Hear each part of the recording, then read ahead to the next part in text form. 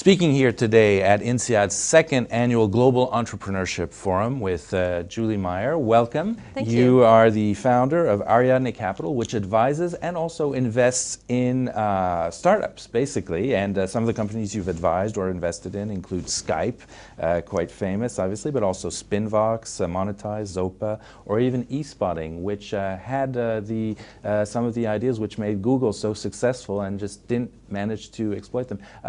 For lack of funding, as I understand. So that's a pretty interesting case study about entrepreneurship and venture capital in Europe. What are your comments on that?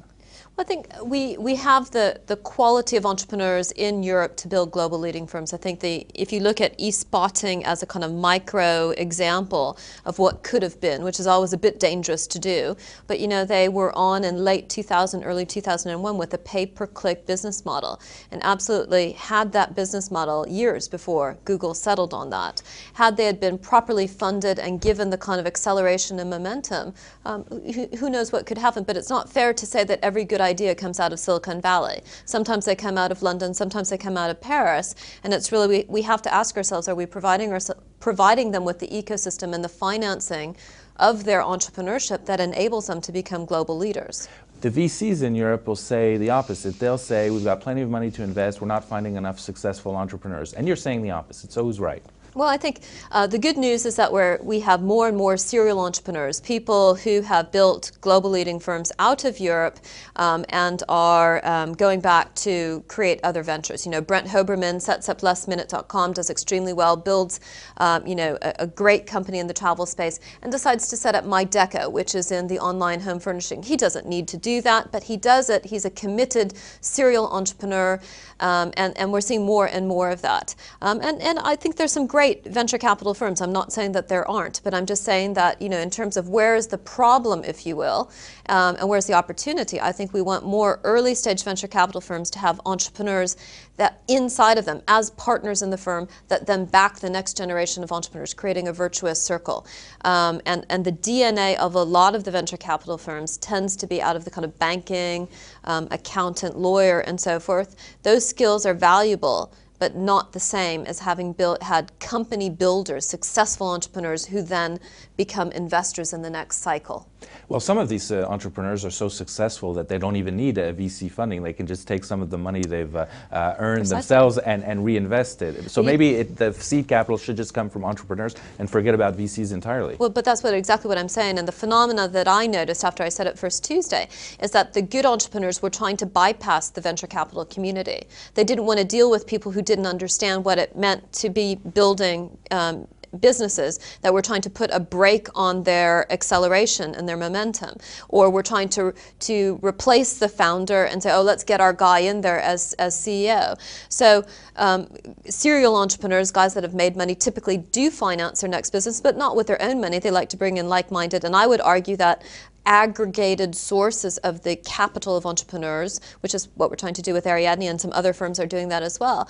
That's the model for early stage venture capital, is capital networks expertise from entrepreneurs. And nothing replaces founder passion, right? So the biggest risk that you could do is to replace the entrepreneur. Well, one of the things you said in your keynote speech here today at INSEAD was that when you graduated in '97, basically nobody wanted to be an entrepreneur, everybody graduated and wanted to be a venture capitalist. Have things changed? What are you seeing today? Oh, I think they have. I mean, I've noticed over the past 11 years with, you know, INSEAD grads and participants as they'll come up and see me in London or whatever, just a wave of them that are, not just because it's a recession, it happened in the boom times as well, that they want to set up their own businesses. And they're up for throwing themselves out into the market and so forth. And we've seen, as we saw with Gwyn Jones there, with Vistaprint and so forth, we're seeing fabulous success stories, billion-pound, you know, success stories and so forth. So I think it is changing. And I used to joke that if you wait long enough, your entire class becomes a venture capitalist. But I think it's actually more the reverse now. If you wait long enough, your entire class at INSEAD becomes an entrepreneur, because more and more people want to work for themselves and are motivated by building their own businesses. All right, well, speaking of entrepreneurs, you're at the forefront.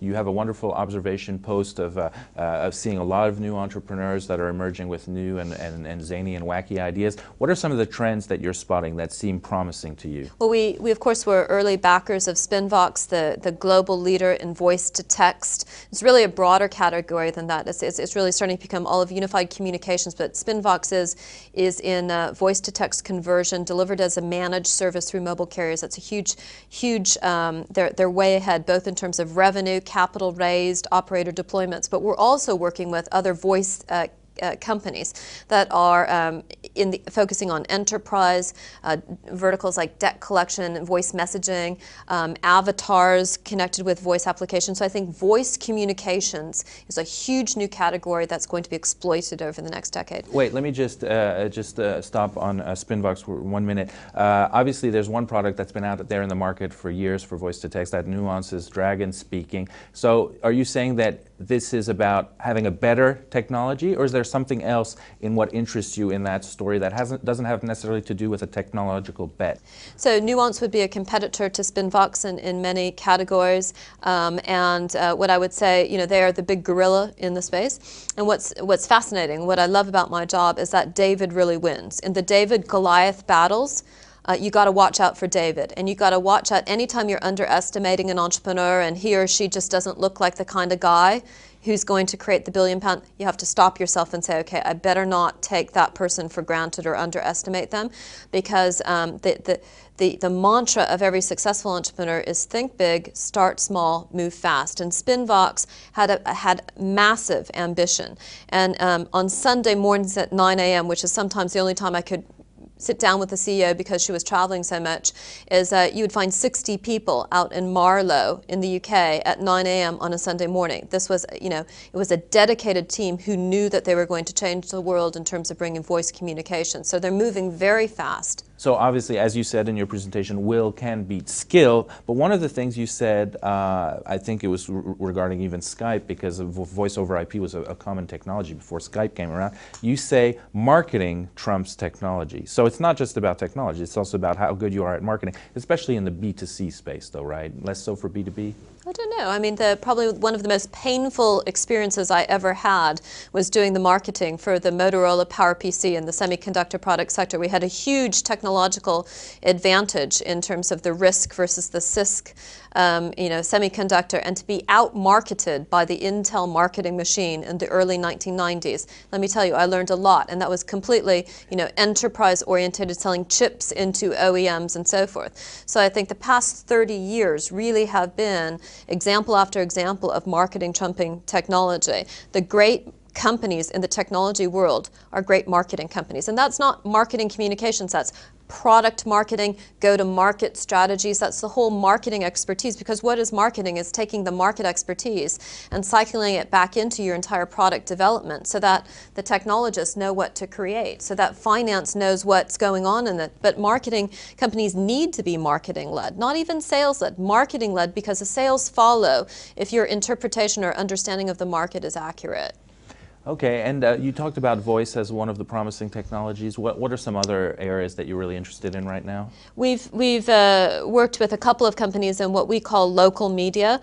So as I mentioned this morning, the companies that are winning right now are those that are aligning the economics for the ecosystem. One of the ecosystems which is changing is local business, right? So the opportunity at the local business, so most of your discretionable spend, you want to support your local merchants, right?